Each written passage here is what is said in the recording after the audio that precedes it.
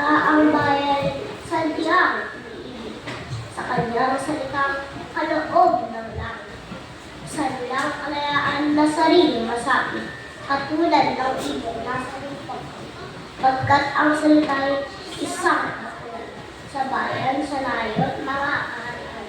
At ang isang kahoy, katulad, kabagay ng alimang likha noong kalayaan.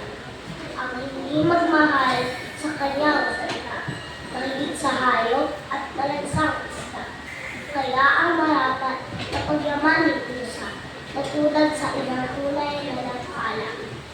Ang wikang Tagalog tulad din sa Latin, sa Ingles, Kastila at salitang Anglo, sapagkat ang buo maalam tumingin, ang siyang nagtawad na bigay sa atin.